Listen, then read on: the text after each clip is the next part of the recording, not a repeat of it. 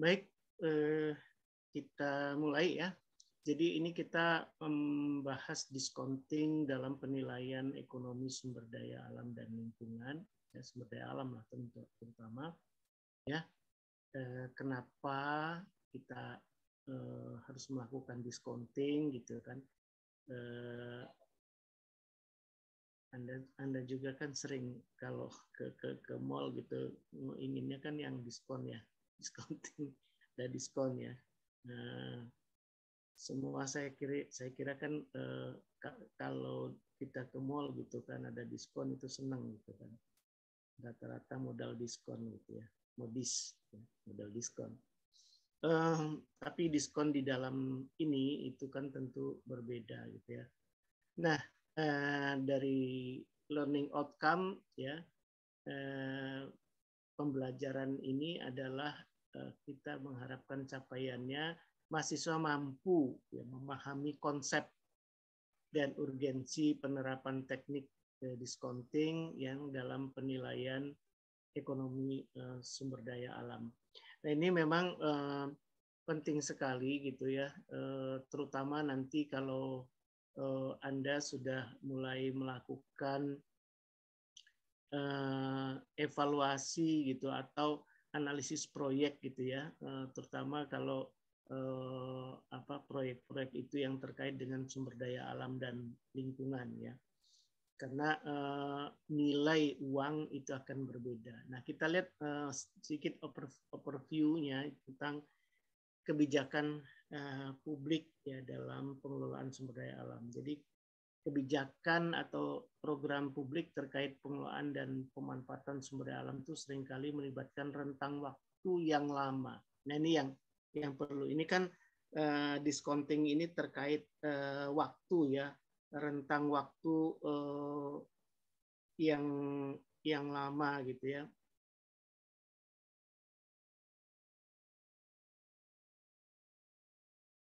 Sebentar.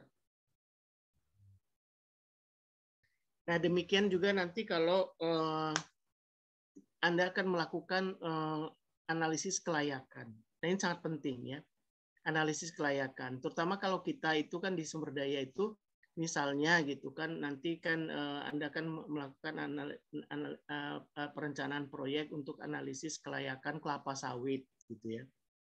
Nah, itu sangat penting, bahkan ke kelapa sawit itu mulai dari land clearing-nya, ya, kemudian penanaman, investasi ini itu, kemudian sampai dalam satu periode, ya, satu periode tentang waktu berapa lama itu gitu.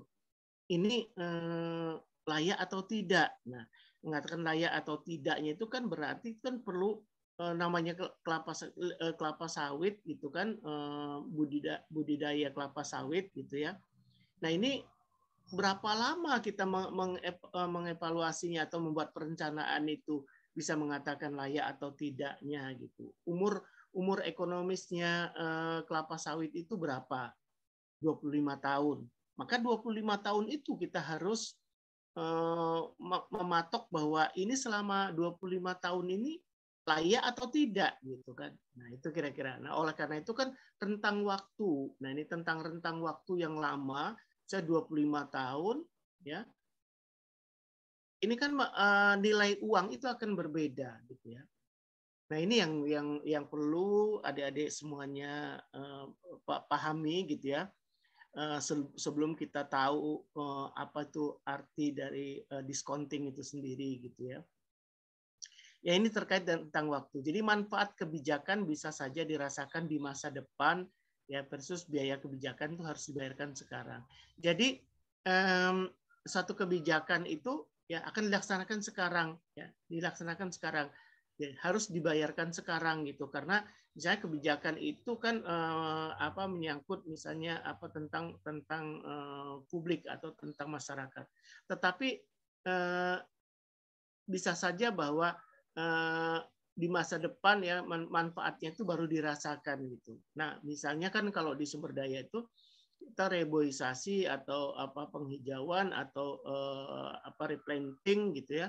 Itu kita lakukan sekarang. Kan luar biasa banyaknya biaya yang dikeluarkan pemerintah atau dana yang dikeluarkan pemerintah. Tapi kan manfaatnya itu kan akan dirasakan oleh generasi yang akan datang, ya. Nah, ini program penanaman pelestarian pohon akan memberikan dampak atau impact itu 30-40 tahun mendatang. Apabila ditebang akan memberikan manfaat hasil penjualan kayu saat ini. Ya, jadi manfaat itu yang akan dirasakan di waktu yang akan datang. Nah, kita itu kan seperti pohon misalnya apa itu kan bukan hanya harga kayunya gitu kan, tetapi dari manfaat itu ya yang kita valuasi itu kan nantinya setelah 30-40 tahun itu nanti apa yang dirasakan atau manfaat yang dirasakan. Mungkin bukan karena ini replanting atau reboisasi gitu ya. Itu bukan menghasilkan pohonnya ya untuk masyarakat itu, tetapi apa?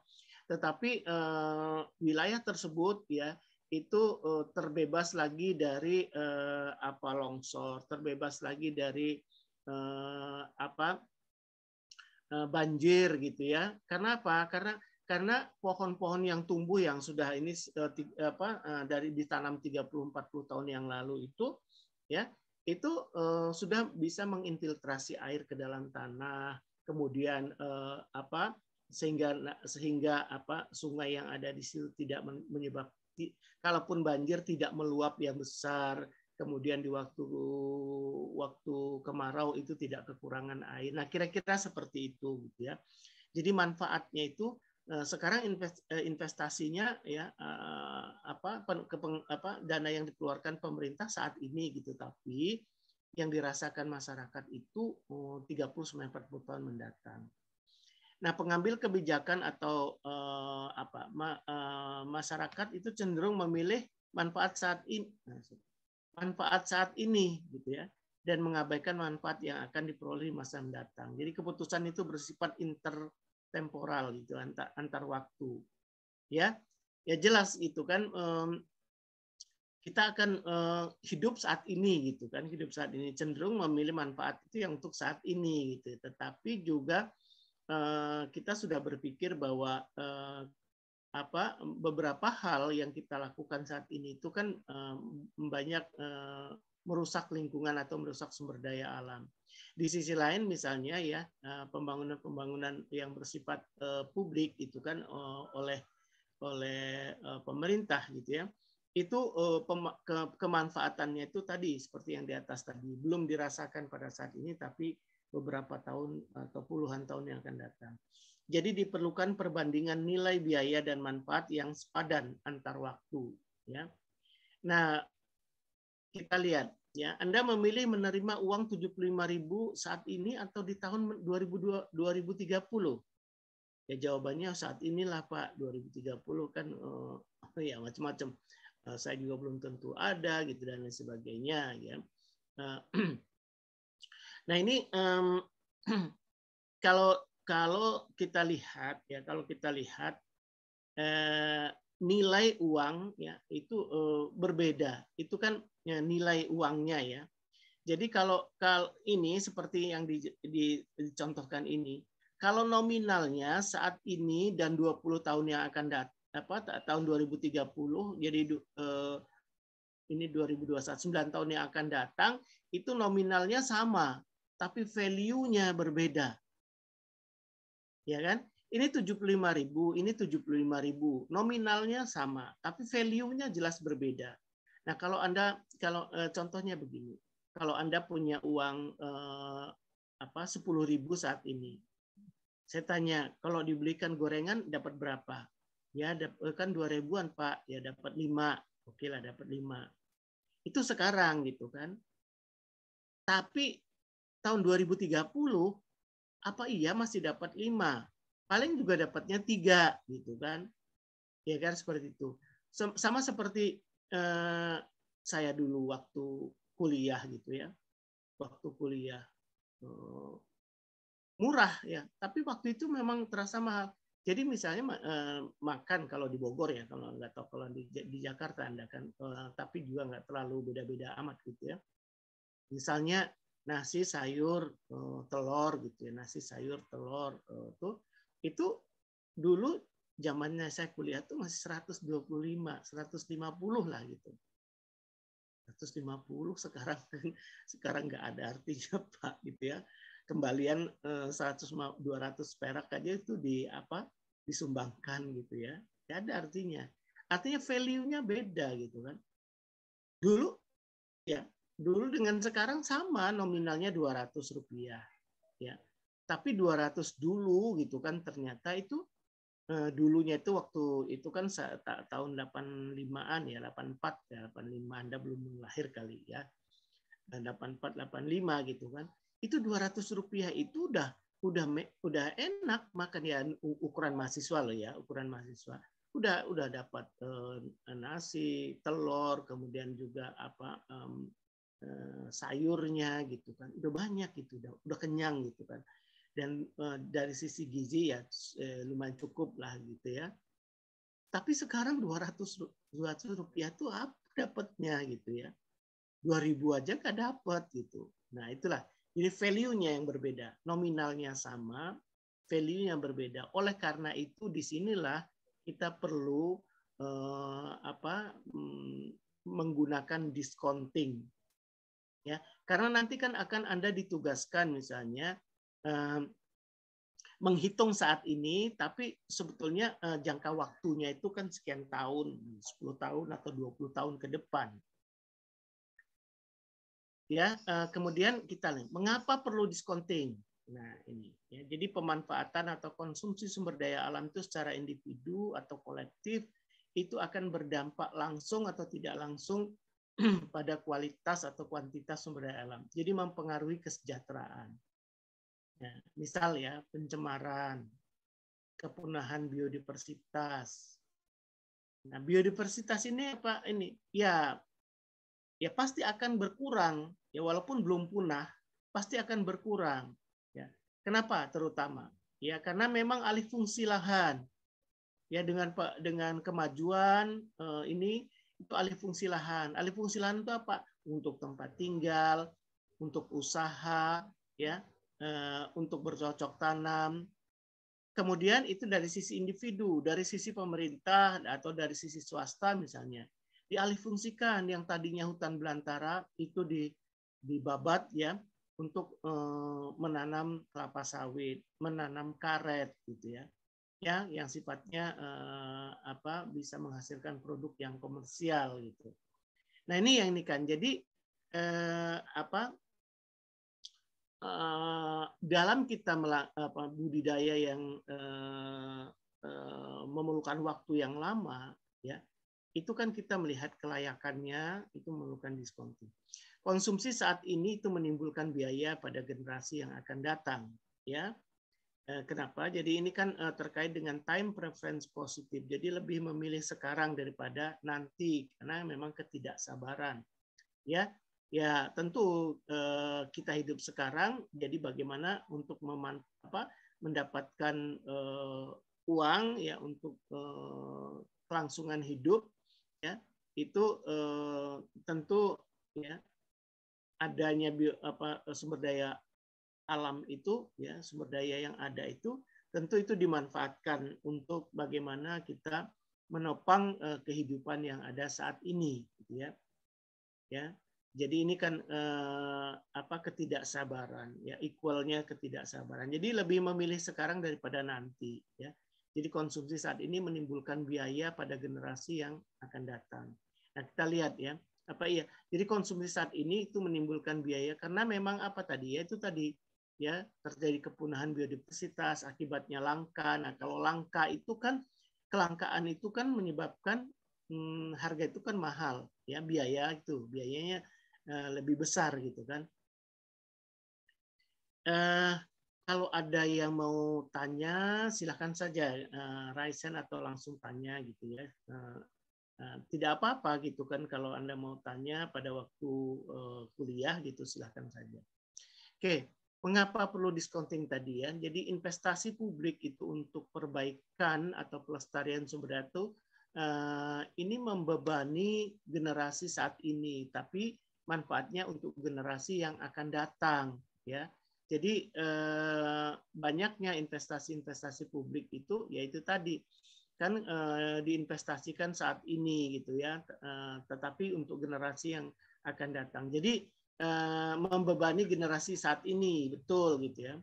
Hal ini karena investasi untuk pelestarian sumber daya alam dan lingkungan itu saat ini seyogianya ya itu bisa digunakan untuk investasi bidang lain. Jadi opportunity cost of capital yang positif. Jadi sebetulnya investasi sumber daya untuk dalam hal sumber daya alam itu kan relatif itu lama gitu ya, lama. Nah sebetulnya kalau itu tidak diinvestasikan ke sumber daya alam misalnya, itu bisa diinvestasikan untuk yang lain. Itu ada opportunity cost kan, opportunity cost of capitalnya gitu. Jadi satu pilihan memang, satu pilihan ya. Tetapi ini kan satu pilihan yang merupakan kebijakan gitu, kebijakan dari pemerintah tentunya ya untuk melakukan hal ini gitu. Jadi capital atau uang yang digunakan ya yang seyogianya bisa digunakan untuk yang lain itu digunakan untuk investasi pelestarian sumber daya alam. Jadi opportunity cost ya. Tapi opportunity cost of capital itu yang positif gitu. Yang positif artinya bahwa investasi yang dilakukan pemerintah itu ya untuk misalnya mengembalikan ya hutan ya dengan replanting gitu kan, dengan menanam ya berbagai tanaman ya atau menghutankan kembali gitu. Meskipun tentunya tidak 100% menyamai ya dengan kondisi sebelumnya gitu. Karena kan kondisi sebelumnya misalnya kan hutan belantara yang berbagai ini, nah itu di replanting itu ditanam dengan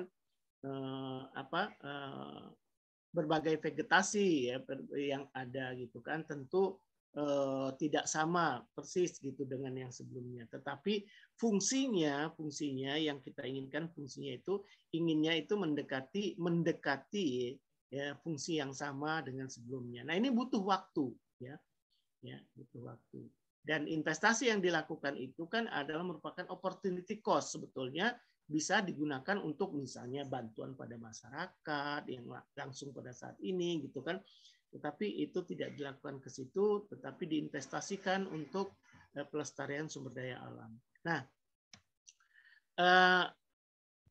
masih kita lihat mengapa kita lakukan. Jadi time preference yang positif tadi atau ketidaksabaran ya, ketidaksabaran tadi ya itu kan kita memanfaatkan sumber daya alam tersebut saat ini gitu ya. Di sisi lain ya opportunity cost tadi ya biaya yang kita gunakan ya untuk mereplanting atau memperbaiki sumber daya alam yang artinya opportunity cost of capital itu yang positif. Nah ini pertimbangan manfaat dan biaya antar waktu ya. Jadi manfaat itu kan kalau kita ya itu manfaatnya itu manfaat sosial itu diperhitungkan ya. Kebanyakan kalau di sisi kita itu adalah manfaat sosial ya. Nah, jadi kalau kita itu kan kalau nanti melakukan perhitungan analisis kelayakan, kita berbeda misalnya. Kalau di kami itu kan ada agribisnis gitu atau analisis proyek sosial dengan analisis proyeknya perusahaan ya itu berbeda. Kalau perusahaan itu analisis kelayakannya itu hanya finansial. Kalau kita di sisi sumber daya ini analisis kelayakan kita itu adalah analisis ekonomi. Ya. Jadi kalian di stand itu kan banyak menghitung-hitung uang nanti. Itu kalau Anda melakukan analisis kelayakan satu perusahaan ya itu analisisnya finansial sifatnya ya. Tetapi kalau di kita di sumber daya itu analisisnya ya analisis ekonomi. Apa bedanya gitu? Apa bedanya analisis finansial dan analisis ekonomi? Ya, bedanya itu kalau analisis finansial ya hanya menghitung finansialnya saja, tetapi analisis ekonomi itu menghitung biaya sosial dan manfaat sosial. Paham ya? Paham nggak kira-kira? Manfaat sosial dan biaya sosial. Jadi kalau kita di sumber daya di ekonomi sumber daya itu ya seperti tadi gitu kan. Jadi pemerintah melakukan investasi untuk replanting vegetasi gitu ya, agar biodiversity yang ada itu kan mendekati seperti semula gitu kan. Nah, itu manfaatnya bukan nanti menghasilkan kayunya saja, tapi bukan itu yang diutamakan, tetapi adalah manfaat yang didapatkan itu ya itulah fungsi ekologi dari sumber daya hutan tersebut ya. Apa fungsi ekologinya ya? Itu menyerap karbon ya, kemudian menginfiltrasi air. Nah, itulah yang perlu kita valuasi ya. Jadi memang kita melakukan banyak yang kita lakukan itu yang tidak ada nilai pasarnya. Kalau yang ada nilai pasarnya nggak masalah gitu. Ya langsung kita kalkulasikan saja. Tapi beberapa hal memang tidak ada nilai pasarnya. Nah, itulah yang perlu kita monetize, kita kalkulasikan gitu kan, yang tidak ada harganya itu dengan teknik-teknik valuasi.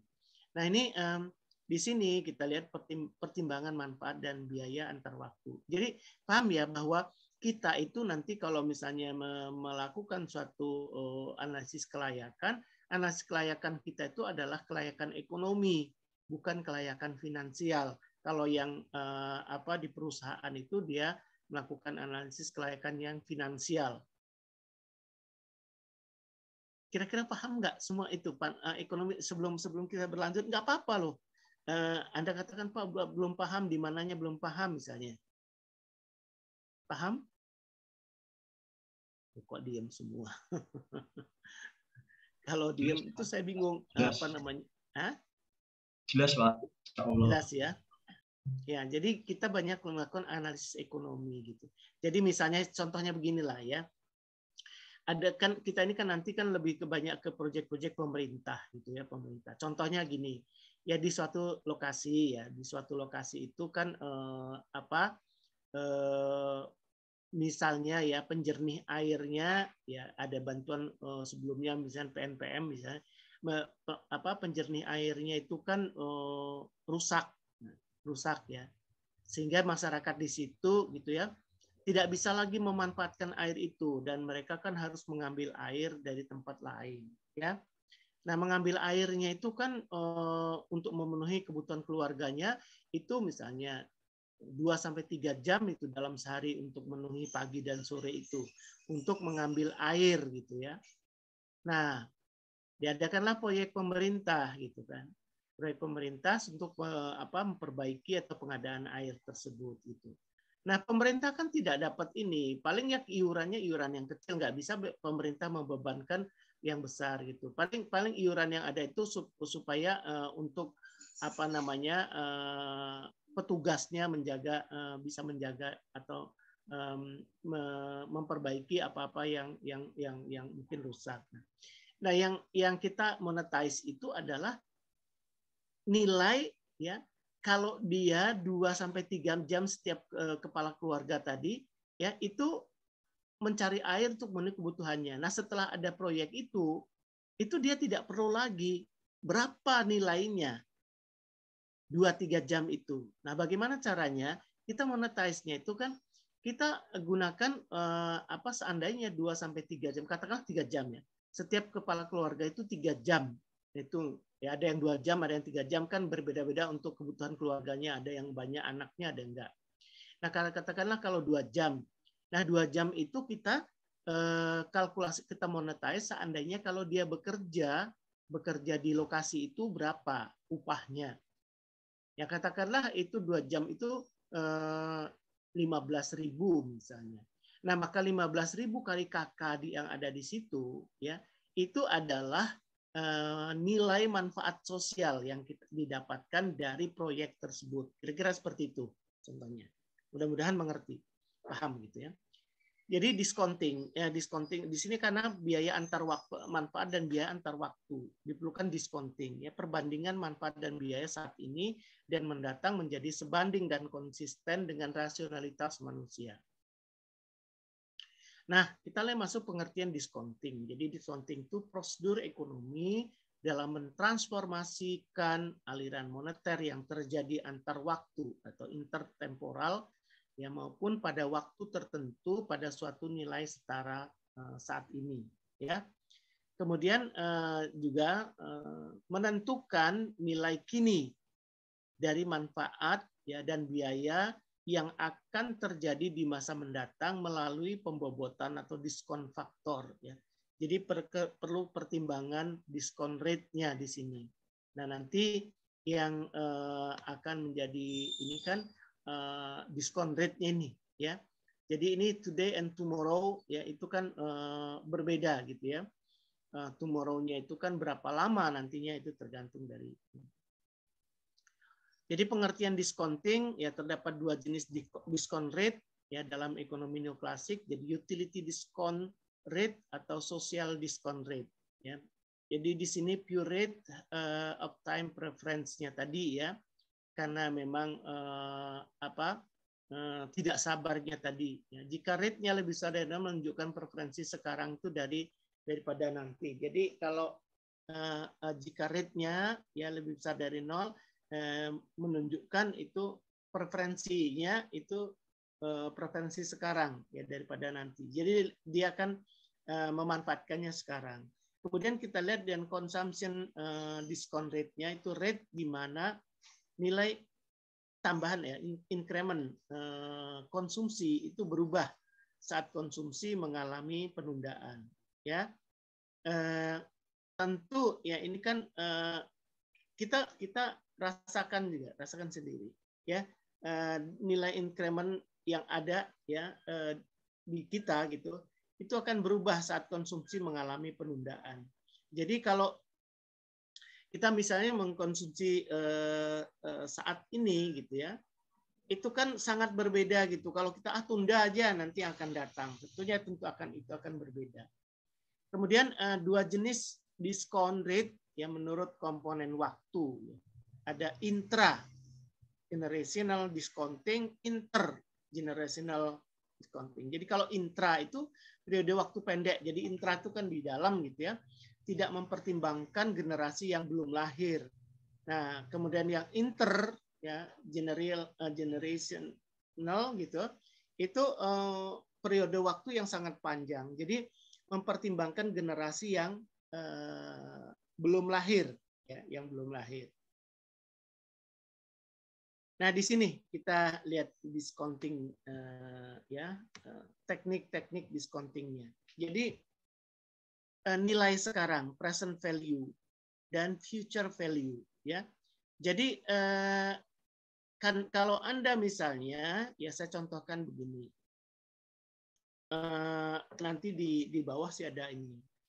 Saya contohkan kalau Anda membuat satu perencanaan ya kelayak analisis kelayakan satu proyek kegiatan gitu kan. Nah, apa yang di komoditi yang dilakukan itu, yang dilakukan analisis itu, ya. Kalau tadi contohnya kelapa sawit, ya oke gitu kan. Tapi mungkin saja misalnya di hal yang lain gitu ya, misalnya karet, ya, karet, komoditi karet. Karet itu kan diambil getahnya. Nah, terus Anda diminta untuk melakukan analisis kelayakan dengan melihat present value, NPV, ya, net present value dan DRR. Nah, terus gimana Pak gitu kan? Berapa lama analisis saya gitu? Itu kan yang menjadi pertanyaan pertama itu berapa lama analisis saya gitu lakukan gitu ya. Karena kalau melakukan discountingnya itu kan kalau sudah kita ketemu nanti kita tentukan diskon rate-nya berapa, kan kita tinggal memasukkan di rumus di sini. Tetapi itu berapa lama itu yang harus kita inikan. Jadi yang awal itu kan kalau kita melakukan perencanaan untuk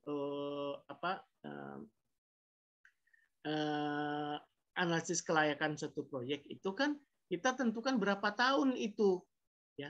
Nah, tahun itu tentunya kan kita tidak bisa tentukan 10 tahun, 20 tahun, dan seterusnya. Tidak bisa seperti itu, tapi kita melihat siklus dari usaha itu, ya, siklus usaha. Nah, kalau karet misalnya, karet berapa lama itu kan dari ditanam sampai nanti harus direplanting lagi gitu. Karena habis masa itu karetnya sudah tua kan itu sudah tidak layak lagi ya menghasilkan getahnya gitu kan. Nah itu harus diremajakan ya, direplanting atau diremajakan. Nah itu berapa lama? Oh, 20 tahun, Pak. Ya itulah siklus yang kita harus analisis gitu. Siklus yang harus kita analisis, ya. Jadi 20 tahun itu dia sejak land clearing gitu ya. 0 tahun, tahun pertama kemudian menanam itu sampai 20 tahun. Nah, itu yang harus kita hitung layak atau tidaknya.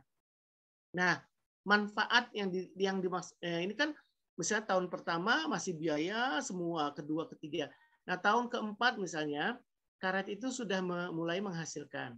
Ada penerimaan di situ. Ya, mungkin hanya masih produktivitasnya masih produksi masih 10 atau 20% dari yang ada gitu kan. Nah, itu kan sudah mulai menghasilkan ya, dan di situ ya mulai menghasilkan sampai terus menghasilkan itu. Nah, kemudian pada tahun ini kan menghasilkan sekian berapa rupiah. Nah, ini yang harus didiskonting ya, yang harus didiskonting itu. Ya. Karena kita melihat angka atau nilai pada tahun ke-10 nanti, tetapi kita nilai saat ini. Nah, itu kan yang harus kita discounting itu, ya. Jadi di situ. Nah, selama 20 tahun itu. Nah, selama 20 tahun itu kita lihat ya, benefit minus cost-nya ya, present value-nya, net present value-nya ya, manfaat dikurangi biayanya, itu positif nggak atau lebih besar dari nol nggak gitu kan? Kalau lebih besar dari nol itu yang dikatakan proyek itu layak ya, go ya, go and no go ya. Go-nya itu kan kalau NPV-nya itu lebih besar dari nol. Kira-kira kalau itu paham ya, paham gitu. Kira-kira bayangannya dulu paham di situ ya. Nah itu karena kita kalau di sumber daya alam ini ya, kita banyak tentunya berhadapan dengan komoditi yang biologis gitu, yang artinya yang hidup gitu, yang kita tanam, kita budidayakan gitu ya. Berbeda kalau misalnya kalau kita proyek yang kita lakukan seperti misalnya di perusahaan ini melakukan tidak biologis, misalnya perdagangan dan lain sebagainya gitu ya. Tapi kalau yang kita bahas ini kan banyak yang komoditi biologis ya.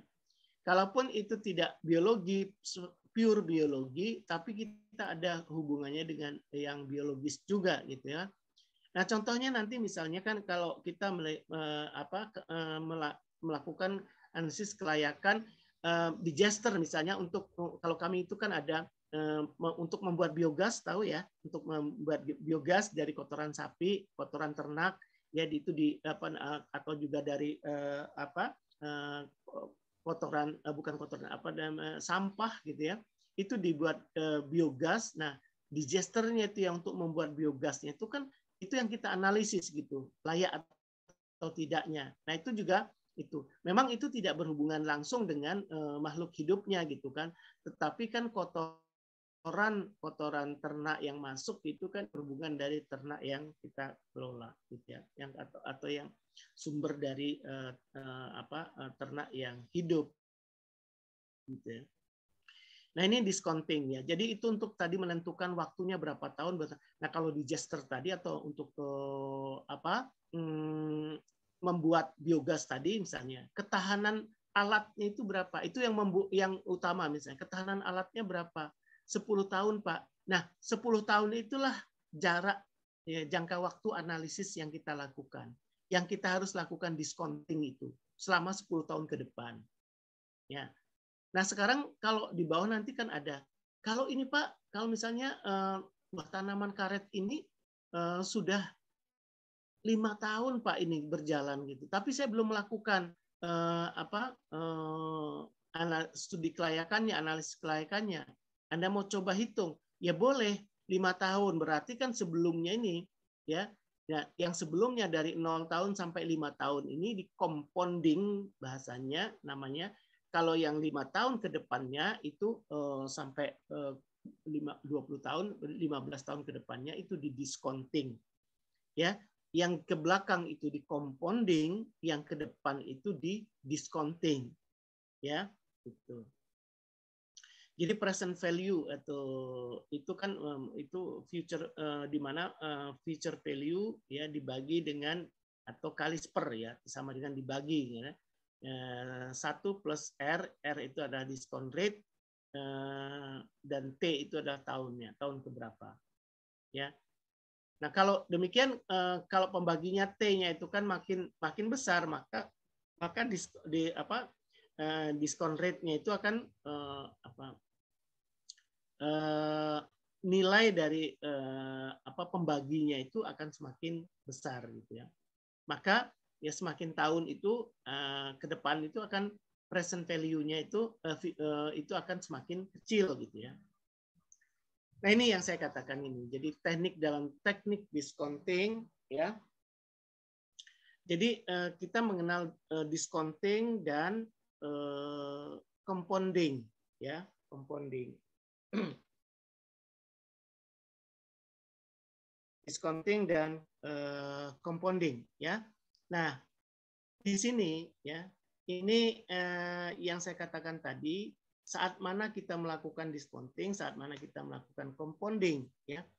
Compounding itu kita present value ya, tetapi kita melihat ya itu future value-nya itu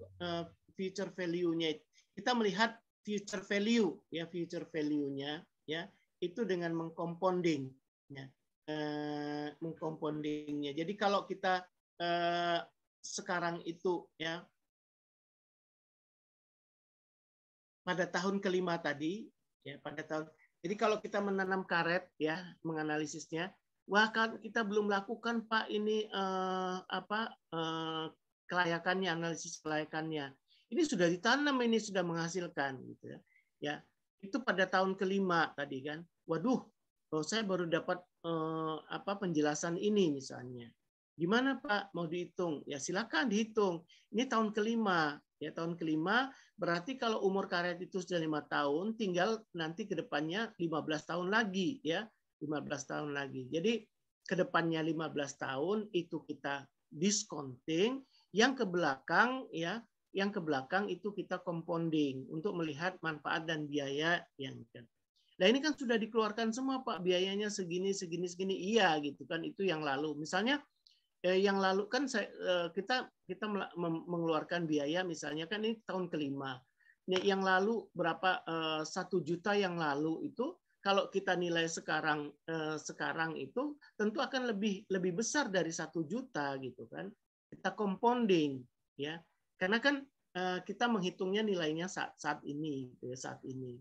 Dengan kita melihat yang lalu gitu kan 5 tahun yang lalu. Nah, itu harus kita compounding. Nah, kita lihat nanti gitu ya. Jadi kan kalau kita di sumber daya ini, yaitu tadi ya manfaat ya, manfaat sosial dan biaya sosial itu ya itu yang biaya sosial itu apa ya, kalau suatu project misalnya, satu project ya itu mungkin saja ya biaya sosialnya itu tidak ada gitu ya, biaya sosial yang timbul, tapi biaya-biaya yang memang dikeluarkan ya. Jadi kalau proyek tadi karet tadi ya, waktu investasinya itu kan Pak kan ini kan land clearingnya, kemudian membeli alat-alat ini itu dan sebagainya gitu ya. itu semuanya investasi gitu kan. Nah, itu kan biaya semua.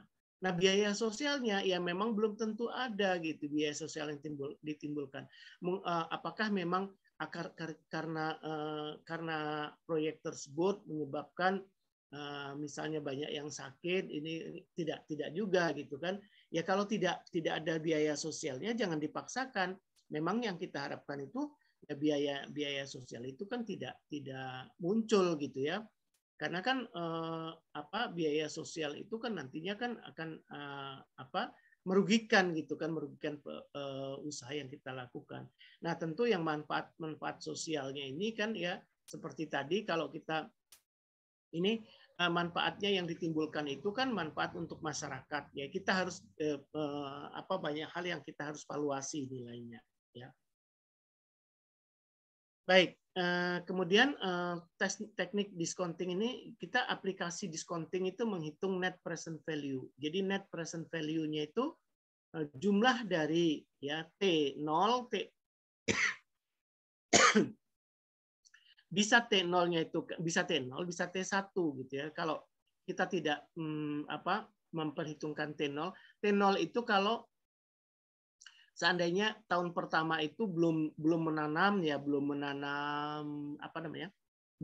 karetnya, tetapi ya land clearing dulu, kemudian juga membuat gudang, membuat jalan, itu ya artinya kalau perusahaan itu kan sudah perusahaan yang besar gitu kan, itu kan tidak pada tahun pertama itu belum sempat akan menanam gitu kan. Jadi untuk land clearingnya itu juga cukup lama gitu, karena kan mungkin yang di land clearingkan itu atau yang dibabat itu memang hutan gitu ya. Hutan yang tadinya kan banyak kayunya, bonggol-bonggol kayu itu kan tidak mudah itu membuangnya. Jadi tahun pertama itu ya membangun fasilitas gitu ya, gudang, perkantoran, kemudian jalan ya, jalan-jalan perkebunan itu dibuat dulu. Nah, itu makanya T0. T1 itu kan mulailah itu kan dalam penanaman ya, menanam misalnya. Nah, kita hitung semua. Jadi di situ ya sebetulnya intinya itu pengertiannya itu kan di situ B ya, benefit pada tahun ke T dikurangi cost pada tahun ke T dibagi dengan diskon faktornya ya, ya itu diskon faktornya atau kali diskon faktornya. Kalau di situ kan seper kali, jadi kalinya, jadi dibagi diskon faktornya. Nah, itu kalau mau sekaligus gitu, karena kan sama pengertiannya. Kalau mau satu-satu ya, benefitnya dulu di benefit, bagi diskon faktor, kemudian juga biaya, kami hasilnya tentu kan akan sama gitu kan. Nah, permasalahannya nanti ya kita memilih diskon rate-nya ini ya, apa yang kita gunakan dengan diskon rate-nya ya. Nah, kita kan tentunya kalau ya umumnya yang kita gunakan itu adalah tingkat suku bunga ya, suku bunga. Nah, suku bunga itu kan ada suku bunga pinjaman, ada suku bunga simpanan. Nah, nanti kita lihat ya. Jadi di sini ya net present value atau kita bicara dengan discounting ini kita melihat net present value. Jadi nilai sekarang dari penerimaan atau benefit yang akan datang ya.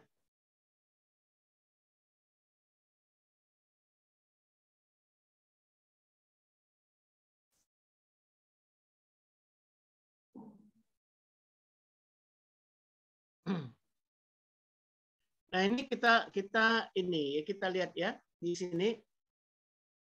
Kita lanjutkan. Nah, di sini ya teknik discounting ini. Jadi kalau di sini kita lihat seperti itu tadi ya. Yang merah dulu, yang 0 tahun itu ya, 0 tahun. Jadi yang 0 tahun itu kan 425 ya 425 itu kan pada ini. Nah ini kita tidak lakukan discounting ya karena kan ya kalau ini kan pada saat sekarang gitu ya pada saat sekarang ya pada tahun 0 tahunnya itu kan kita tidak lakukan discounting karena kan pada saat sekarang gitu yang kita hitung itu. Jadi mulai tahun pertama ya periode kedua ketiga kan seterusnya itu ya ini kan berarti kalau di situ ada manfaat ya penerimaan itu 250. Nah, tapi inilah yang kita discounting itu gitu ya 250 pada tahun pertama itu ya kalau kita nilai sekarang itu kan hanya 235,85. Itu dengan asumsi ya diskon rate-nya itu 6% per tahun ya bunga tingkat bunga tetapi ini juga nanti kita lihat ya tingkat bunga kalau kita berbicara di sumber daya karena ini kan berhubungan waktu yang lama maka yang kita gunakan itu adalah bunga simpanan karena bunga pinjaman itu kan tinggi gitu ya bunga simpanan ya tetapi memang gitu ya jadi gini kita di ini dulu ya di analisis finansial dulu ya kita menggunakan bunga pinjaman atau simpanan gitu. Nah kalau bunga pinjaman itu kan suku bunganya besar ya kalau bunga simpanan itu kan kecil gitu ya.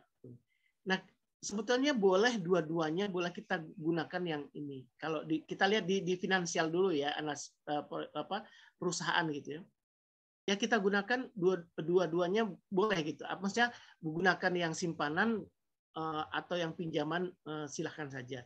Nah, karena kan kalau di perusahaan itu kalau kita menganalisisnya dengan bunga pinjaman layak, maka itu secara komersial itu akan layak. Tetapi kalau kita menggunakan dana suku bunga simpanan layak di suku bunga simpanan itu tapi belum tentu layak karena itu kan dia sebetulnya kalau di ini kan harus membayar bunga betul gitu ke bank gitu ya. Kira-kira bisa nangkap nggak tuh? Jadi kalau kita di analisis finansial misalnya gitu kan kita gunakan karena mungkin kalau di analisis finansial itu kan dia tidak terlalu jangka waktunya tidak terlalu lama misalnya. Ya, dia gunakan analisis kelayakannya itu menggunakan suku bunga komersial, suku bunga pinjaman. Nah, kalau pakai suku bunga pinjaman itu sudah layak, maka itu secara ekonomi diadu ya sudah itu layak gitu. Karena memang sifatnya itu kan untung rugi ya, untung rugi karena itu perusahaan gitu, perusahaan. Tetapi kalau dia menggunakan suku bunga simpanan yang relatif lebih kecil dari suku bunga pinjaman, layak di suku bunga simpanan itu secara komersilnya itu belum tentu layak karena dia kan memang harus membayar tingkat bunga bank yang dia pinjam gitu ya. Jadi kalau kita menggunakan modal sendiri silahkan mau pakai bunga simpanan nggak apa-apa. Tapi kalau kita menggunakan modal pinjaman ya modal pinjaman maka suku bunga pinjaman itu yang kita gunakan. Nah kita beralih ke sumber daya ya ke sumber daya.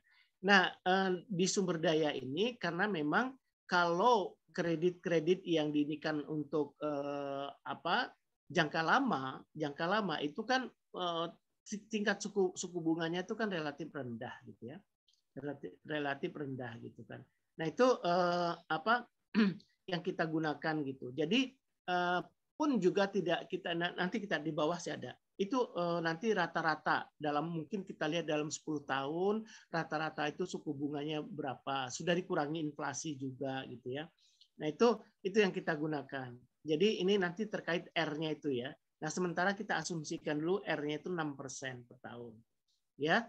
Nah, ini kita ya jumlahkan nanti. Ya ini kan sudah didiskonting masing-masing gitu ya di 250 pada 2 tahun yang akan datang nilainya sekian, 3 tahun yang akan datang nilainya sekian. Nah, artinya ini analisisnya itu selama 5 tahun, ya 5 tahun, 5 tahun ke depan gitu ya, jadi 5 tahun ke depan. Ini kan, nah kita lihat bahwa present value benefitnya ya itu adalah 1.060.000 ya. Ya mungkin saja ini kan angkanya dibuat sederhana. Mungkin saja ini kan dalam jutaan ya karena mungkin menyampai miliaran atau bahkan mungkin triliunan nantinya gitu ya, miliaran. Ini sederhanakan angka-angkanya untuk contohnya saja. Kemudian present value untuk cost atau biayanya itu adalah sehingga present value untuk benefit dikurangi cost-nya itu adalah 319,64. Bisa juga kita lihat bahwa ini kan net present value. Kalau kita lihat benefit per cost rasionya kan itu sama, benefit per cost rasionya, maka B per C-nya itu kan berapa? Jadi kalau ini coba kita hitung ya. Kalau mau dilihat benefit per cost rasionya itu berarti berapa tuh? 1060,56 dibagi 740,93. 1,43 ya, 1,43 benefit per cost rasionya. Ya. Benefit per cost rasionya. Tapi kalau di perusahaan yang di perusahaan ya maksud saya itu yang finansial, analisis finansial ini kan yang kita gunakan itu RC rasio, revenue per cost ratio. Sama itu ya. Jadi RC itu jangka pendek ya, RC rasio ya, revenue per cost ratio. Tetapi kalau jangka panjang ini benefit per cost ratio B per C ya, B per C-nya. Jadi berapa BC-nya gitu. Oh, sekian gitu. Jadi cerminan bahwa BC itu adalah NPV. Karena kan kalau NPV-nya sama dengan 0, berarti B per C-nya itu sama dengan berapa? Kalau NPV-nya sama dengan 0, benefit per cost rasionya itu sama dengan berapa? 1. Satu ya. Jadi karena benefit per cost ratio itu kan 1, sekian, komanya itu kan menunjukkan manfaat yang positifnya gitu yang kita hasilkan. Jadi bukan kerugian gitu ya. Jadi kalau dia benefit per cost-nya itu kurang dari 1, itu berarti rugi gitu. Jadi perusahaan kegiatan itu adalah no go gitu kan. Itulah bedanya sebetulnya kita itu kan di dalam sumber daya itu mayoritas kita melakukan analisis itu jangka panjang. Tapi kalau di perusahaan-perusahaan yang komersial ya kita melakukan analisis jangka pendeknya. Nah, analisis jangka pendek itu kan cukup dengan analisis pendapatan misalnya. Yang kita lihat annual report-nya, laporan tahunannya. Kalau di perusahaan itu kan laporan tahunan kan Anda tahu kan bahwa laporan keuangan itu financial statement itu ada berapa? Anda kan yang stand tuh. Ada berapa itu financial statement tuh? Ada berapa macam laporan laba rugi terus? Ayo. Laba rugi. Terus di perusahaan itu setiap tahun dia harus membuat laporan financial statement-nya. Laporan apa saja? Laba rugi, kemudian perubahan modal, Pak. Perubahan modal. Satu lagi. Neraca. Ya. Kan itu bidang Anda gitu kan? Ya, bidang Anda. Nah itu di situ. Jadi kita ya di sumber daya ini kita lebih melakukan tuh analisisnya jangka panjang karena kita banyak berhubungan dengan komoditas yang biologis gitu ya, yang tidak hanya di perkebunan sih memangnya, di peternakan juga ya, peternakan misalnya kalau nanti peternakan ya, peternakan itu apa yang menjadi ininya, yang menjadi jangka waktu analisisnya gitu kan. Kalau misalnya peternakan ayam, kan ayam itu kan hanya berapa tahun gitu kalau ayam petelur. Kalau ayam broiler potong gitu kan setiap bulan gitu kan, umur 30 hari itu kan sudah di ini gitu ya. Jadi frekuensinya tinggi. Apa yang jadi penentu analisis jangka panjangnya? Itu kandangnya. Kandangnya berapa tahun misalnya 15 tahun, maka analisis Anda dilakukan selama 15 tahun itu ya, untuk mendiskontingnya nantinya gitu. Kira-kira seperti itu. Jadi kalau tadi di tanaman perkebunan misalnya, tanamannya yang menjadi penentu siklus usaha, satu siklus itu kalau karet di 20 tahun misalnya. Kalau kelapa sawit misalnya 25 tahun gitu ya, yang menentukan lamanya siklusnya itu. Tapi kalau misalnya di peternakan itu mana investasi yang terlama gitu kan di situ. Ya. Ternaknya ya enggak, kalau ayam misalnya ternaknya enggak. Jadi yang investasi yang terlama itu adalah ya kandangnya misalnya, kandangnya itu ketahanan kandangnya itu berapa lama sampai itu nanti semuanya harus direinvestasi ulang gitu ya. Itu kandangnya 15 tahun. Loh enggak Pak, ini kan permanen bagus itu ya kandangnya 20 tahun misalnya boleh. Jadi kita tidak bisa jangan debat kusir tentang loh kandang itu kan hanya 5 tahun Pak. Iya tergantung dari bahannya. Kalau kandangnya itu kan terbuat dari kayu yang yang murah gitu kan, iya 5 tahun hancur gitu kan. Tapi kalau dia kandangnya itu semi permanen, kemudian juga memang ini, itu bisa bahkan yang close house gitu kan bisa 30 tahunan gitu kan, itu kira-kira seperti itu gitu. Mungkin nanti akan tergambar ya tentang ini. Jadi terkait dengan yang harus didiskonting ini, yang harus didiskonting itu yang sisi yang mana gitu ya. Nah ini ya yang perlu kita diperhatikan. Jadi kalau di sini ya pada kondisi 0 ini ya, 0 ini tidak dilakukan discounting karena kini dihitungnya pada saat ini gitu ya. Sedangkan yang di sini kita lakukan discounting. Itu kira-kira seperti itu. Jadi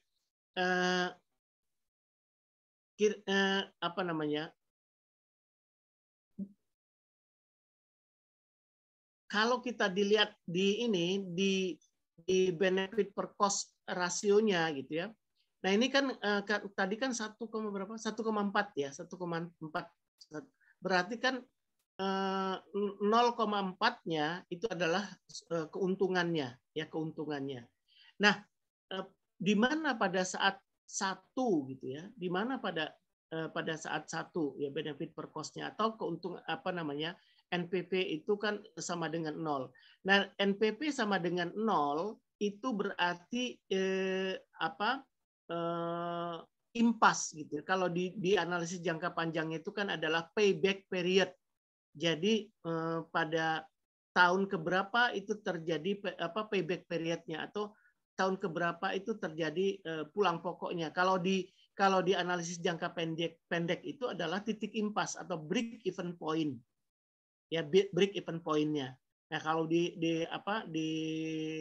perusahaan itu kan break even point-nya itu pada penjualan berapa banyak ya.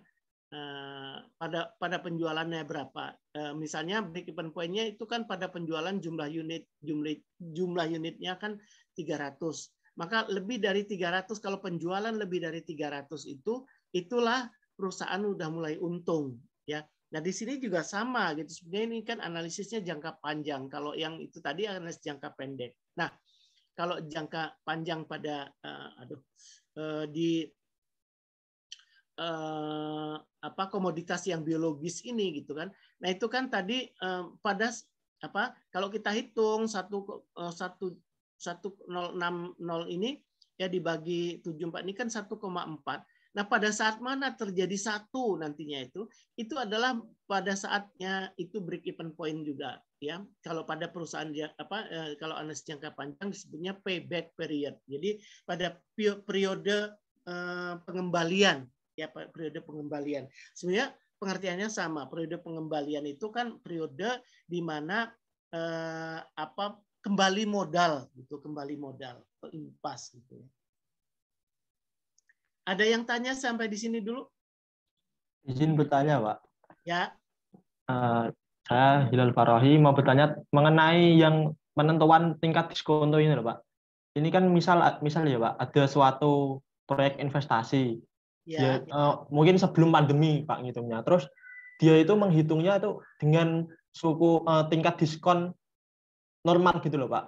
Terus tiba-tiba beberapa tahun selanjutnya terjadi pandemi kayak sekarang. Itu gimana ya, Pak? Apakah nanti perlu dilakukan perhitungan ulang? Terus apakah sejatinya itu tingkat diskonto itu sudah memperhitungkan kayak resiko seperti pandemi saat ini, Pak? Ya, baik. Makasih, Pak. Ya, baik. Terima kasih ya. Karena ini kan hal-hal yang seperti ini itu kan di luar kenormalan, ya, pertama itu kan. Jadi kita menghitung ini awalnya kan secara normal, dalam keadaan normal, kemudian terjadi hal-hal yang seperti sekarang ini, misalnya pandemi gitu ya. Memang ini kan di dalam suatu usaha itu kan kita jangankan itu kan di IPB pun itu sekarang itu nggak tahu kalau IPB katanya sih perguruan tinggi yang awal-awal yang menerapkan manajemen resiko gitu ya. Nah itu kan memang harus kita lakukan juga gitu kan. Kalau di sini kan itu beda, kalau istilahnya itu apa? Beda bagian gitu, beda bagian ya. Kalau ini kan misalnya ini yang bagian yang menghitung analisis kelayakan, ada juga yang bagian yang memprediksi untuk resiko ya, analisis risiko. Nah, ini kan risiko. Nah, memang gitu kan kalau ini terjadi seperti ini ya memang perlu dihitung ulang gitu ya, dihitung ulang dan juga pada Anda kan kalau ini kan di STAN kan berhubungan dengan bank ya. Jadi kalau misalnya ada biasanya perusahaan perusahaan itu kan minta karena memang tidak mampu membayar hutang atau membayar bunga, diminta di reschedule gitu kan. Nah, ini juga sama gitu kan, dengan kondisi seperti ini misalnya bisa saja bank itu kalau itu misalnya pinjam ya, itu melakukan hitung ulang gitu ya. Jadi tentang tingkat bunga gitu kan, mungkin yang tadinya 10 tahun misalnya itu diperpanjang waktunya misalnya jadi 20 tahun karena kondisi seperti ini. Nah, itu harus dihitung ulang gitu kan tentang ini. Itu memang ini di luar kenormalan ya, di luar kenormalan. Jadi ada kita harus mensinkronkan juga di antara kondisi kenormalan kemudian juga dengan analisis risiko. Jadi semuanya itu kan memang di suatu perusahaan kah gitu, itu memang harus ada sinkronisasi gitu ya, setiap bagian itu. Nah, itu jadi apakah harus dihitung ulang, Pak, gitu kan? Seyogianya memang harus dihitung ulang gitu dengan kondisi, karena begini, dengan situasi yang seperti ini itu, tapi kita melihat juga kan ini kan analisisnya jangka panjang ya, jangka panjang. Pandemi ini mudah-mudahan kan hanya ini, kalau analisisnya itu selama 20 tahun, maka yang terdampak itu kan adalah hanya 2 tahun ini misalnya. Ya, hanya 2 tahun ini. Apa yang terdampaknya terkait dengan mungkin penerimaan atau biayanya menjadi biaya untuk penanggulangan dan lain sebagainya untuk karyawan, yaitu menjadi lebih tinggi gitu kan. Nah, itu sehingga yang tadinya mungkin payback periodnya itu harus dihitung ulang juga. Mungkin payback periodnya yang tadinya bisa pada tahun ke-4 atau ke-5 itu bergeser payback periodnya ke tahun ke-6. Ya itulah risiko gitu kan. Karena kan kita di dalam satu usaha itu ada risk gitu kan, ada risiko gitu ya. Kira-kira seperti itu Pak jawaban dari saya. Mangga, Mangga. Silakan kalau masih ada sebelum kita lanjutkan. Terima kasih Pak. Ya sama-sama. Ya, Mangga, Mangga terus. Silakan gitu kalau ada yang tanya. Kita lanjut dulu. Baik. Nah kita lihat pemilihan diskon rate. Ya. Diskon rate itu diperlukan atau sangat penting ya untuk perencanaan anggaran, pembangunan regional maupun pengelolaan sumber daya alam. Ya. Sekali lagi bahwa kita ini analisis kita adalah analisis ekonomi, sehingga gitu kan banyak hal-hal nanti proyek pemerintah untuk masyarakat itu bukan profit oriented, itu yang harus kita catat betul. Ya, proyek-proyek pemerintah untuk masyarakat itu tidak profit oriented, berbeda dengan perusahaan. Perusahaan itu kan pasti dia namanya perusahaan PT, perusahaan yang swasta misalnya, itu kan profit oriented. Nah, kalau profit oriented ya memang untung yang ini kan, maka penerimaan itu menjadi ujung tombak gitu kan, sehingga komersialisasi itu menjadi hal yang utama. Berbeda dengan proyek pemerintah. Proyek pemerintah yang untuk masyarakat, kalau kita hitung secara finansial, analisis finansial, pasti itu rugi atau pasti itu tidak layak. Tetapi kalau kita hitung secara ekonomi, nah itu yang perlu kita ini kan kalau kita hitung secara ekonomi, maka benefit per cost-nya itu kan bisa lebih dari 1 gitu atau layak untuk dilaksanakan. Semakin tinggi diskon rate, ya itu menunjukkan kita akan menilai lebih ya konsumsi saat ini daripada konsumsi mendatang, ya tentu sebaliknya, ya semakin tinggi nilai diskon rate-nya. Di Indonesia tidak ada penentuan secara resmi diskon rate untuk valuasi sumber daya alam dan lingkungan. Lalu gimana? Nah ini ya kita lihat. Apa yang dapat digunakan sebagai acuan untuk menentukan diskon rate yang tepat, ya?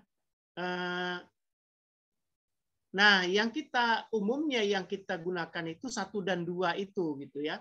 Kalau 3 dan 4 itu kan, terutama 3 itu kan sangat jarang itu kita gunakan. Kita banyak nanti kita bahas, ya kan Anda levelnya juga masih di D4 ya. Kita lihat ini ya, yang 1, 2 ini ya. Jadi apa yang dapat digunakan sebagai acuan untuk menentukan diskon rate yang tepat ya. Pertama adalah suku bunga simpanan ya atau market rate. Kelemahannya ada distorsi pajak dan inflasi ya. Oleh karena itu oleh karena itu memang inflasi ini ya itu harus kurangi. Jadi gini. Suku bunga simpanan. Kita lihat suku bunga simpanan itu apa sih acuannya? Kan banyak bank. Ya. Tapi yang sebagai bank induknya itu kan Bank Indonesia. Sebaiknya kita menggunakan suku bunga simpanan Bank Indonesia, BI. Apa tidak boleh Pak kalau BNI? Boleh gitu kan. Saya hanya mengatakan sebaiknya kita mengacu sebagai BI itu sebagai bank sentral kita ya, bank induk ya. Itu kita mengacukan suku bunga simpanannya BI. Itu pun misalnya ya suku bunga simpanan itu tidak kita ambil yang saat ini saja, kita buat average supaya adil misalnya ya, karena mungkin saja pada saat ini itu posisinya sedang tinggi gitu kan yang kita ambil itu adalah average-nya. Maka misalnya kita lihat nih 10 tahun ke belakang itu berapa sih suku bunga simpanan ini. Nah, suku bunga misalnya ada 6, 5, 7 gitu dan seterusnya. Tapi itu juga harus kita coba supaya memang tidak terlalu distorsi gitu kan. kita kurangi dengan inflasi, tingkat inflasi, ya tingkat inflasi. Nah setelah dikurangi tingkat inflasi itu, itulah yang kita gunakan. Setiap tahunnya itu ada inflasinya, kemudian dikurangkan inflasi, kemudian dari situ kita rata-ratakan. Kita rata-ratakan selama 10 tahun itu berapa sih bunga simpanan yang sudah dikurangi inflasi itu, ya. Misalnya dapat nih 5,26 misalnya. Itulah kita gunakan R-nya, ya. Suku bunga simpanannya, ya R-nya itu. Kemudian di sini ya yang kedua social rate of time preference. Jadi suku bunga obligasi negara jangka panjang, ya. Ya kalau Anda di STAN itu kan banyak berhubungan dengan hal-hal ini gitu, obligasi gitu. Kalau kami kan jarang ya, jarang gitu. Historical rate of return, jadi bunga rata-rata beberapa tahun. Sama juga yang di atas juga harusnya itu kan ada penjelasannya juga untuk bunga beberapa tahun.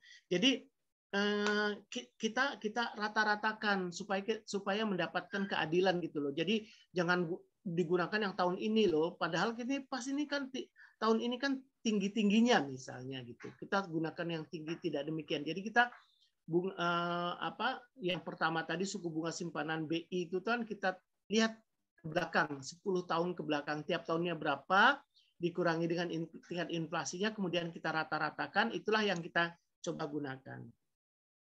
Kemudian yang metode Ramsey itu jarang sebetulnya gitu kan, ini kan sebetulnya untuk kajian keilmuan yang ini. Tapi kalau untuk yang praktis yang di sini ya 1, 2 ini untuk kajian keilmuan ya, shadow price of capital gitu kan, karena memang kenapa dibahas tentang shadow price gitu, harga bayangan, karena memang seperti BBM ya, kalau kita misalnya contohnya BBM saya ya, BBM itu kan kalau kita menggunakan premium gitu. Premium kalau harga pasar itu kan tidak mencerminkan harga ekonominya ya. Yang kita gunakan itu kan harga ekonominya, yaitu harga yang sebelum disubsidi gitu kan. Nah, ini kan tentang shadow price gitu. Jadi 3-4 ini biasanya untuk kajian keilmuan. Tapi kalau 1-2 ini kan yang umumnya biasa kita gunakan ya untuk ini. Tapi kalau yang di sini tuh untuk kajian keilmuan biasanya. Nah ini kita lihat ya, pemilihan diskon rate itu suku bunga real versus nominal. Jadi nilai real itu lebih direkomendasikan karena bisa dibandingkan antar waktu, ya. Nilai nominal itu tidak menggambarkan yang sebenarnya. Jadi nilai real itu value, ya, value of money. Ya, yang berbeda, yang berubah itu kan adalah value of money. Tapi kalau nominalnya, ya, nominal of money-nya itu akan tetap, ya. Sehingga nilai real atau value itu lebih direkomendasikan karena bisa dibandingkan antar waktu tadi ya. Nah, kita lihat nilai real ya, itu adalah nilai nominal dibagi deflaktornya. Ya, deflaktor itu adalah faktor penyesuaiannya atau indeks harga konsumen ya. Sama sebetulnya dengan yang kita lakukan tadi ya, kita melakukan menghitung present value itu dengan di sini tadi ya, present value kita menggunakan diskon rate ya, atau diskon faktor gitu ya. Nah, implikasinya ya, diskon pada diskon rate ini ya, kalau kita lihat suku bunga real ya, suku bunga real itu adalah ya suku bunga nominal I-nya ya dikurangi tingkat inflasi dibagi ya 1 ditambah tingkat inflasinya ya. Ini kita pemilihan diskon rate, suku bunga real, dan jadi suku bunga real ini yang kita gunakan ya, suku bunga real ini yang kita gunakan. Jadi kalau kita lihat suku bunga nominal ya, suku bunga nominal tadi ini ya berapa ya tingkat inflasinya. dikurangi tingkat inflasi ya di ini, tetapi juga gitu kan bisa seperti ini langsung gitu kan.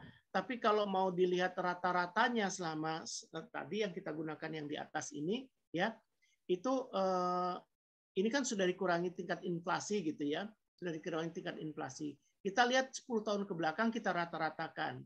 Apa cukup dengan itu? Boleh gitu ya.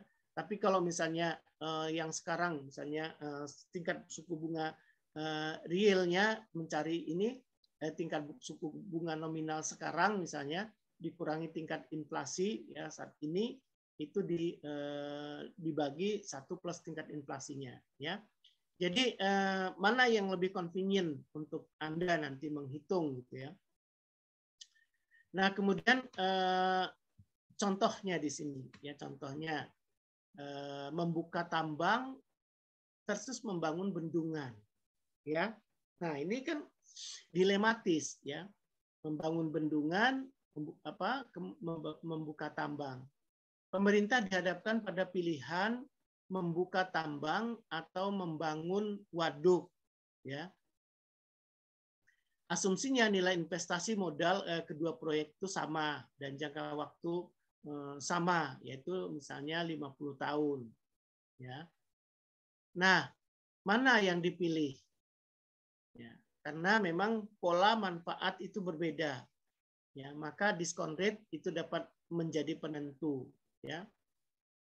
Nah, sebagian pihak memilih tentu tambang karena menghasilkan manfaat dalam jumlah besar dalam waktu singkat. Ingat kata tadi ketidaksabaran tadi ya,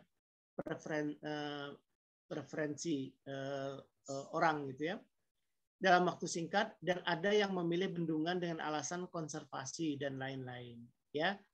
Nah ini tinggal memang dikaji ya, apakah ini memang untuk pemerintah itu untuk memang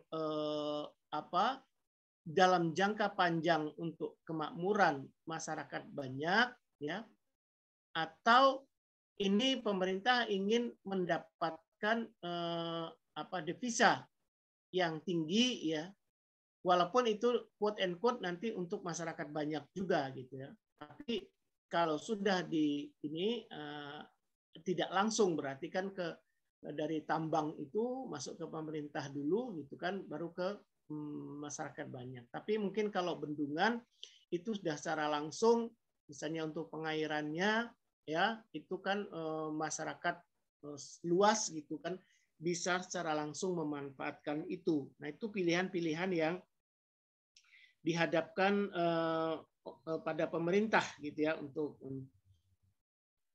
Nah, dari kedua pilihan proyek itu juga akan memunculkan biaya lain yang berbeda ya, termasuk biaya lingkungan dalam jangka panjang. Jadi perlu dilihat cost finansial maupun lingkungannya ya. Jadi ada kajian lagi ya, ada kajian lagi bagaimana tentang kajian tentang lingkungannya gitu ya. Nah, ini yang ini kan. Nah, kalau itu dipilih misalnya tambang tadi gitu ya, tambang tadi ya, bagaimana terhadap lingkungannya? Itu kan merusak, tentu kalau tambang tadi kan merusak vegetasi yang ada, biodiversity-nya itu kan akan walaupun nanti ada mungkin setelah tutup tambang, tapi generasi yang akan datang itu jauh yang akan datang. Setelah tutup tambang misalnya akan dikembalikan gitu penanaman ini, tapi kan itu kan tidak akan sama gitu ya.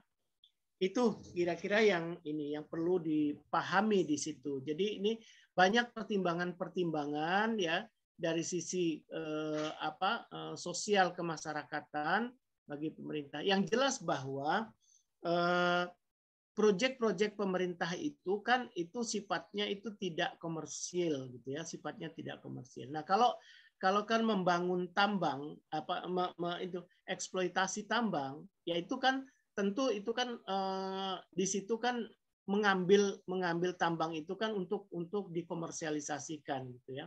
Walaupun itu nanti dikelola oleh negara. quote and quote juga mungkin perusahaan yang disubkan di pihak ketiga yang melaksanakan itu, apakah itu perseroan PT ya, PT-nya itu milik PT-nya itu milik pemerintah BUMN atau PT-nya swasta gitu kan. Tetapi kalau kan orientasi PT itu kan perseroan terbatas ya.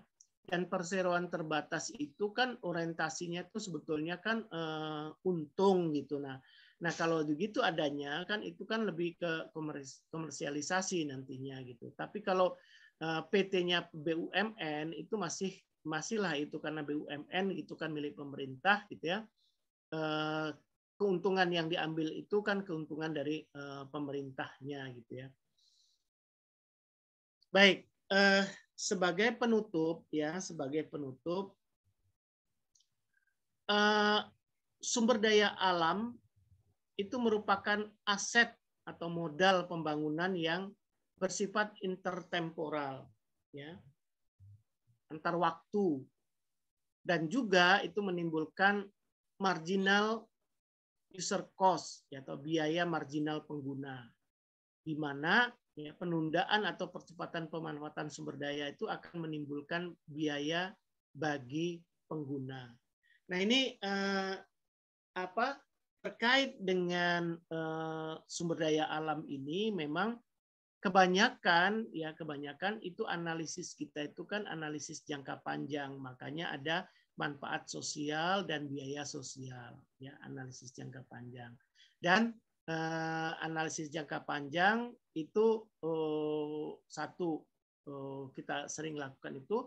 Kemudian yang kedua itu kan adalah analisis kita adalah analisis ekonomi ya, bukan analisis finansial. Saya hanya mengulang tadi. Jadi dalam inti perkuliahan kita ini ya kita melakukan discounting ya, karena perlunya discounting karena ada nilai antar waktu gitu ya, antar waktu itu berbeda, maka kita harus melakukan discounting. Ke depan ke future-nya ke depannya itu adalah kita melakukan discounting, tapi kalau kita menilai kita ya melakukan analisis ekonomi bukan analisis finansial ya. Jadi analisis yang kita lakukan ya yang jangka panjang tadi itu adalah analisis ekonomi. Bedanya adalah ya kalau analisis finansial ya hanya menghitung finansialnya saja ya, walaupun itu mereka melakukan dalam jangka pendek atau jangka panjang ya. Kalau jangka pendek itu kan kita hanya melihat perusahaan yang lakukan itu kan kita melihat analisis finansialnya itu kan dalam jangka pendek itu kan pendapatan itu biasanya dihitung per tahun, yaitu jangka pendeknya per tahun. Nah, analisis pendapatan itu penerimaan dikurangi biaya, di mana kalau penerimaan dikurangi biaya itu positif, itu keuntungan, kalau negatif itu kerugian. Ya, jadi itu di dalam analisis finansialnya gitu ya. Pun juga perusahaan artinya yang melakukan analisis finansial itu juga melakukan analisis kelayakan dalam jangka panjang, tetapi mungkin lebih kepada finansialnya, tidak menghitung sosialnya ya. Nah kita itu kan lebih banyak itu menghitung nanti manfaat sosialnya, karena terutama proyek-proyek yang punya pemerintah itu kan tidak orientasinya keuntungan tetapi lebih kepada masyarakat. Nah nilai tambah atau manfaat yang didapatkan masyarakat itulah yang kita monetize, kita hitung sebagai manfaat sosial.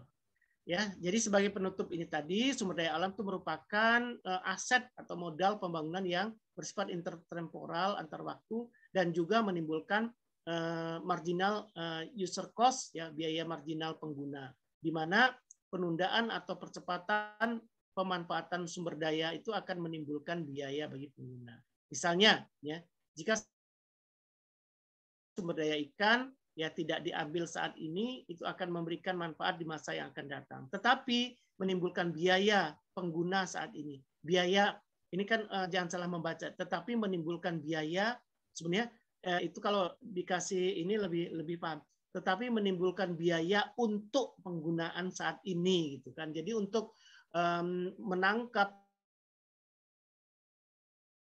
ikan, kemudian itu kan biaya. Sebaliknya, jika terlalu cepat ya diambil saat ini akan menimbulkan biaya di kemudian hari karena ikan itu langka. Ya, langka itu meningkatkan biaya penangkapan. Nah, itu apa namanya? Ini yang harus diperhatikan. Oleh karena itu kan, bagaimana kita bisa memanfaatkan, misalnya memanfaatkan sumber daya alam itu yang lestari atau berkelanjutan. Nah, kalau di sumber daya ikan di laut misalnya untuk penangkapan itu dengan pembatasan alat tangkap, ya ukuran alat tangkap, ya pembatasan penangkapan alat tangkap, penangkapan itu tidak menggunakan dinamit, tidak menggunakan bom, kemudian alat jaring yang ditentukan sehingga tidak terlalu rapat sehingga ikan-ikan kecil itu bisa lebih berkembang biak, meregenerasi ikan yang ada di laut. Gitu ya. Kira-kira seperti itu. Ya, baik, itu yang saya sampaikan. Kalau masih ada pertanyaan, silahkan gitu. Tapi ini saya stop share dulu dan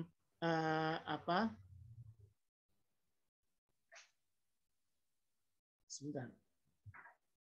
Saya tolong dibuka ininya, videonya saya mau ambil untuk ini dulu untuk dokumen, untuk bukti ini ya, sebentar. Sebentar, Gipani tolong dibuka.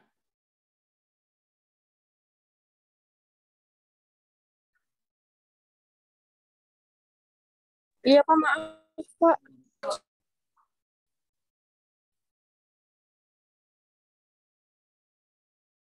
Baik, itu yang saya sampaikan. Semoga ini memberi pemahaman Anda tentang discounting ini. Baik, kalau ada yang tanyakan bisa di chat ya di ini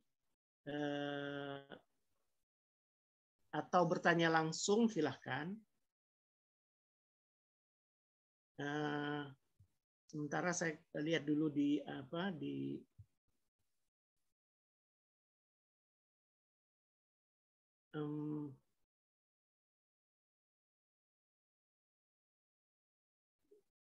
ini kenapa ya di portal saya kok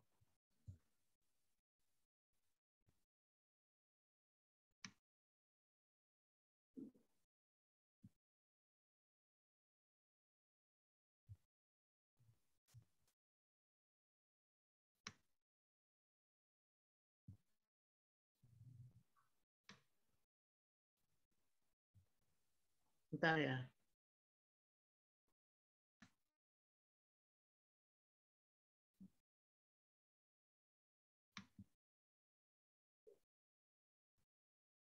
Mungkin saya ini ya, ini kok ketidakhadirannya, apa langsung saya hijaukan ya? Iya, Pak. Biasanya gitu, Pak. Biasanya Iya. mahasiswa itu kesulitan absen, Pak. Memang sering error. Tapi semua hadir ya? Ada yang tidak hadirkah? Hadir semuanya, Pak, insya Allah. Kita kan, ini kan berapa sih? Semua total itu 28 ya? Benar, Pak. 28. Di sini. Oke. Hadir semuanya ya. Iya, ini kok aneh sih dari tadi nggak ini apa namanya? Oke, nanti saya ini kan. Biasanya emang diabsenin sama dosen, Pak. Kalau soalnya mahasiswa kadang kesulitan. Iya. Iya, baik. Sebentar ya. Silakan kalau ada mau tanya sambil saya ini absen Anda. Terus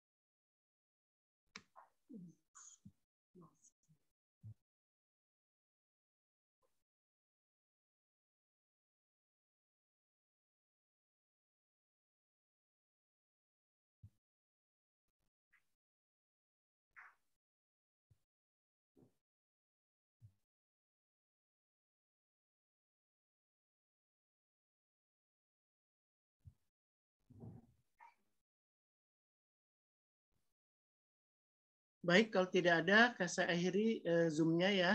Terima kasih. Billahi taufiq wal hidayah. Assalamualaikum warahmatullahi wabarakatuh. Waalaikumsalam. Terima kasih Bapak. Waalaikumsalam warahmatullahi wabarakatuh. Terima kasih Pak. Terima kasih Pak. Ya.